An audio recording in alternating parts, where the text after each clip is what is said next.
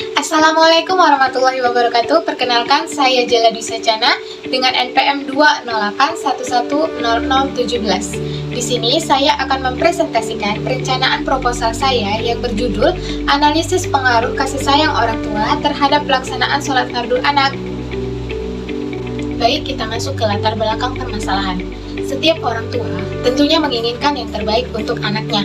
Orang tua adalah institusi pertama dan utama bagi si anak. Anak akan selalu meniru apa yang ia lihat. Orang tua memegang tanggung jawab yang sangat besar dalam mendidik anak.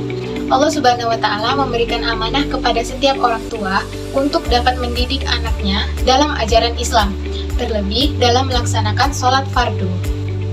Anak diharuskan untuk mendapat pendidikan tentang agama, di mana usia yang tepat untuk mendidik anak tentang agama yaitu di usia sejak dini, karena dapat dijadikan suatu kebiasaan pada hidup si anak. Dengan begitu, anak akan mulai mengenal dan mencintai ibadah yang merupakan tiang agamanya.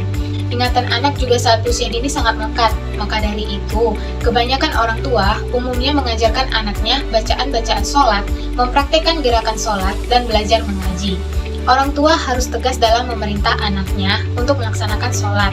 Namun, terkadang anak ketika diperintah oleh orang tuanya untuk melakukan sesuatu dengan paksaan, itu akan membuat anak akan merasa kesal. Islam mengajarkan manusia untuk saling menyayangi. Salah satunya adalah orang tua yang dalam mendidik anaknya dengan memberikan kasih sayangnya kepada anak. Maka dari itu, peneliti menarik rumusan masalah pada penelitian ini, yaitu apa pengaruh kasih sayang orang tua terhadap pelaksanaan sholat fardu anak dan bagaimana bentuk kasih sayang yang diberikan orang tua pada pelaksanaan sholat fardu anak. Tujuan dari penelitian ini yaitu untuk mengetahui pengaruh kasih sayang orang tua terhadap pelaksanaan sholat fardu anak dan untuk mengetahui bentuk kasih sayang yang diberikan orang tua terhadap pelaksanaan sholat fardu anak. Teori yang digunakan dalam penelitian ini yaitu teori dari Imam Al-Ghazali. Menurut Imam Al-Ghazali, dengan kasih sayang dapat meluluhkan hati. Sifat anak cenderung berubah-ubah dan lebih mementingkan dirinya sendiri. Dengan kasih sayang yang diberikan orang tua dapat meluluhkan hati si anak. Seperti anak yang tidak melakukan perintah dari orang tua, namun jika orang tua memberikan pengertian dengan kasih sayang, hati anak akan luluh dan mendengarkan perintah dari orang tua. Aspek yang menunjukkan perhatian kasih sayang orang tua yaitu bersifat pemaaf, memahami perasaan anak, bersabar, dan adil terhadap anak. Jenis penelitian yang digunakan yaitu penelitian kualitatif. Menurut Molang 2017, penelitian kualitatif adalah penelitian yang bermaksud untuk memahami fenomena tentang apa yang dialami oleh subjek penelitian, seperti perilaku, persepsi, motivasi, tindakan, dan lain-lain secara holistik dan dengan cara deskripsi, baik dalam bentuk kata-kata dan bahasa, pada suatu konteks khusus yang alamiah dengan memanfaatkan berbagai metode alamiah. Kemudian variabel yang digunakan dalam penelitian ini adalah variabel bebas, yaitu kasih sayang orang tua, dan variabel terikat, yaitu pelaksanaan sholat anak. Subjek dalam penelitian ini adalah salah satu keluarga Pekanbaru, daerah Pekanbaru, yang bertempat tinggal di daerah Marpoyan, lebih tepatnya di perumahan Intan Pilek. Keluarga tersebut memiliki 2 orang anak, di mana usia anak-anaknya yang pertama itu perempuan berusia 8 tahun, dan anak yang kedua itu laki-laki berusia 5 tahun. Inisial subjek diberi nama VM itu sebagai istri dan E itu sebagai suami. Itu untuk keamanan data. Subjek hanya diberi nama inisial saja. Teknik pengumpulan data, peneliti sendiri sebagai instrumen penelitian yang mengadakan observasi, wawancara, dan dokumentasi. Menurut Moller 2012 menjelaskan wawancara adalah percakapan dengan maksud tertentu. Percakapan yang dilakukan oleh kedua belah pihak yaitu terdapat pewawancara yang mengajukan pertanyaan dan narasumber atau terwawancara itu yang memberikan jawaban atas pertanyaan yang diajukan.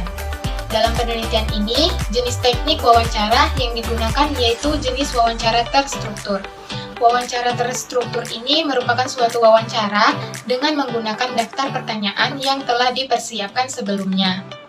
Kemudian menurut Morrison tahun 2017, observasi atau pengamatan adalah kegiatan keseharian manusia dengan menggunakan panca indera sebagai alat bantu utamanya. Dengan kata lain, observasi adalah kemampuan seseorang untuk menggunakan pengamatannya melalui hasil kerja panca indera.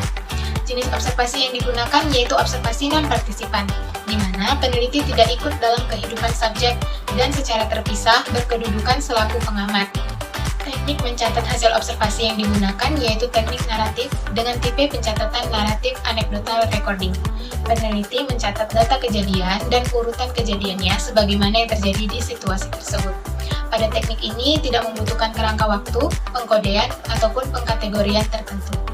Kemudian dokumentasi, itu menurut Sugiono tahun 2015 adalah suatu cara yang digunakan untuk memperoleh data dan informasi dalam bentuk buku, arsip, dokumentasi, tulisan angka, dan gambar atau foto yang berupa laporan serta keterangan yang dapat mendukung penelitian. Kemudian masuk ke teknik analisis data, di mana proses mencari dan menyusun secara sistematis data yang diperoleh dari hasil pengumpulan data, yaitu dari wawancara, observasi, dan dokumentasi.